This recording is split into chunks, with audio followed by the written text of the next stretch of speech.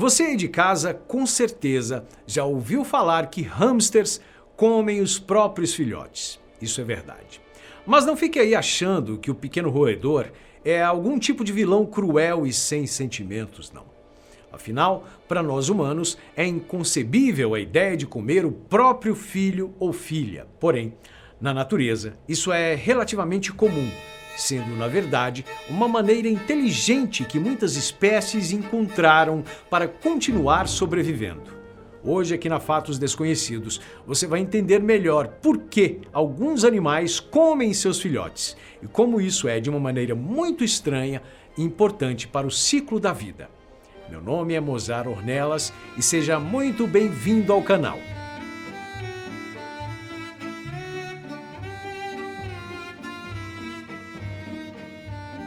Para você entender melhor essa situação, eu preciso te apresentar um termo bem diferentão: canibalismo filial. Esse tipo de canibalismo acontece quando, por diversos motivos, um animal come a sua própria cria. São diversos os motivos para que isso aconteça, e além disso, muitas vezes os pais não só comem os filhotes, mas também os matam antes ou durante o processo de se alimentar deles, o que torna esse comportamento ainda mais bizarro, não é mesmo? E isso tudo ainda faz parte de um conceito muito maior, conhecido como conflitos intraespecíficos. É um termo dado para as competições no mundo animal que acontecem entre animais da mesma espécie. E esses embates ocorrem simplesmente o tempo inteiro. A disputa entre animais da mesma espécie é registrada em vários seres, e quando ela acontece, não existe meio termo. Nas famílias das aves, por exemplo, é comum existir o chamado fratricídio, que é quando um irmão ou irmã acaba se matando. Alguns desses confrontos podem ser muito mais violentos e abrangentes. Os chimpanzés, por causa da disputa de territórios e de fêmeas férteis, organizam verdadeiras guerras com planejamento e estratégias entre grupos de macacos. Para piorar, quando um grupo derrota o outro, é comum cenas que lembram rituais macabros, como os chimpanzés se alimentando do corpo e bebendo o sangue dos seus inimigos derrotados. Essas batalhas no reino animal continuam em muitas outras espécies e de várias maneiras. Diminuindo muito o tamanho, os insetos também são conhecidos por viverem em constante disputa com outras colônias. As formigas, por exemplo, protagonizam verdadeiras cenas de guerra quando estão em confronto com outras colônias. O que eu quero explicar com todos esses exemplos é que, ao contrário do que muitos imaginam, o reino animal é cheio de comportamentos violentos.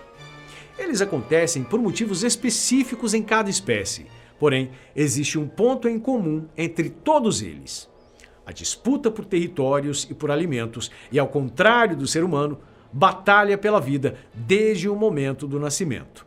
Afinal, não existe comida para todo mundo. E é nesse grande bolo de disputa e conflitos que entra o que eu falei há pouco: o canibalismo filial. Vamos pegar o hamster, por exemplo. As fêmeas, que têm geralmente uma ninhada de 9 filhotes, acabam comendo, em média, cerca de 2 deles. Em um experimento feito por cientistas, foram adicionados mais 2 filhotes a uma dessas ninhadas, especialmente preparados para se passarem por filhotes reais da fêmea, algo que é muito importante e já eu vou explicar melhor. Nesse experimento, a fêmea acabou comendo 4 hamsters, deixando os mesmos 7 filhotes vivos, igual a outra ninhada. No mesmo teste, com outra família, na hora do nascimento, os cientistas retiraram 2 filhotes de uma fêmea. Resultado, a mamãe hamster não comeu nenhum filhote. Tudo isso sugere que a fêmea carrega em seus genes a habilidade de reconhecer qual será o seu limite em relação a conseguir cuidar e prover alimento para toda a ninhada. Esse processo também não é aleatório, é algo que é comum em todas as espécies. Se alimentar de filhotes é quase como uma primeira peneira que eles irão passar na vida. Os primeiros escolhidos para serem mortos pela mãe sempre serão os mais fracos e aparentemente doentes. Imagina comigo, vários filhotes tentando mamar em sua mãe. Aqueles mais fracos, que não conseguem disputar o espaço com seus irmãos, provavelmente não conseguirão no futuro, vencer as outras batalhas impostas pela dura vida selvagem. Outra coisa, é comum que a gestação seja um processo desgastante. Isso é até mesmo em humanos, não é mesmo? E o trabalho não acaba quando os filhotes nascem, não. Fica inclusive mais intenso e cansativo. Comer filhotes, para muitas espécies, é também uma maneira de renovar as próprias energias. Em muitas famílias de aves carnívoras, é normal que os pais alimentem os irmãos com o filhote mais fraco. E ainda, além de tudo isso, se alimentar dos mais fracos, principalmente em espécie de mamíferos, é muito importante para limpar o local que habitam e também não atrair outros predadores. O cheiro do corpo morto, com certeza, vai chamar a atenção de outros animais interessados em se alimentar do cadáver. E quem sabe ainda encontrar outras presas fáceis dando bobeira por ali. O cheiro, por sinal, é algo que pode influenciar muito esse comportamento. Você já ouviu falar que não se deve tocar em filhotes de gatos, cachorros e até mesmo hamsters quando nascem, não é mesmo? Isso porque quando você pega esses bichinhos, vai deixar o seu cheiro neles. Quando eles voltam para a ninhada, a fêmea, por achar que o filhote é algum tipo de invasor, algo comum no reino animal, o mata, às vezes se alimentando do próprio filhote. Você lembra quando eu falei dos hamsters especialmente preparados para entrar na ninhada de outra fêmea? Eles passaram por um processo que poderia ser chamado de aromatização, para fazer com que a fêmea achasse pelo cheiro que se tratava de uma cria dela. É um bom exemplo do que eu acabei de explicar. Esse medo de predadores também é um motivo muito forte para se comer as próprias crias. O ataque pode até não ser um perigo real, como por exemplo no caso de um hamster doméstico, mas se de qualquer maneira o bicho se sentir muito estressado e com medo, achando que sua vida e a dos seus filhotes correm perigo, é capaz que acabe se alimentando de suas crias recém-nascidas para adquirir forças ou evitar que o predador tenha essa vantagem no combate. Afinal, quanto mais filhotes, mais a fêmea vai se cansar tentando evitar que uma ninhada maior seja capturada. Como eu já disse, os hábitos de comer a própria cria e os motivos variam de espécie para espécie. Nos répteis, é comum que uma mãe coma os seus próprios ovos quando percebe que um predador muito maior vai conseguir tirá-los à força.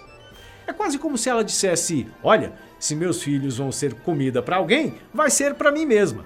Os répteis, geralmente, após fazerem isso, usam a energia do alimento para se reproduzirem de novo. Nos peixes também podemos ver esse tipo de comportamento. O peixe gobe costuma fecundar várias fêmeas.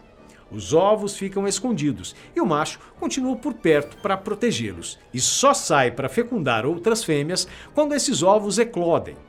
O problema é que alguns deles demoram demais para nascer. O que o macho gobe faz? Come os retardatários, acelerando a reprodução, seja por alimento, território ou novas oportunidades. Diversas espécies encontraram no canibalismo filial uma maneira de garantir com mais sucesso a continuação de sua prole. Só que de uma maneira bem bizarra, não é mesmo? Cientistas continuam estudando essas espécies, tentando entender mais precisamente os momentos escolhidos por elas para praticarem esse ato tão estranho. Hoje eu fico por aqui, mas não se esqueça de deixar o seu like logo aqui embaixo. E fala pra gente se você já sabia dessas curiosidades, digamos, um pouco diferentes. Ah, lembrando, a Fatos Agora tem um novo canal, a Fatos Nerd. Ele é cheio de curiosidades sobre filmes, animes e cultura pop. Tá logo aqui, ó, a um clique de distância. Então dá uma conferida e já se inscreva lá para não perder nenhum dos vídeos incríveis que estão saindo no canal. Grande abraço, fique com Deus e tchau.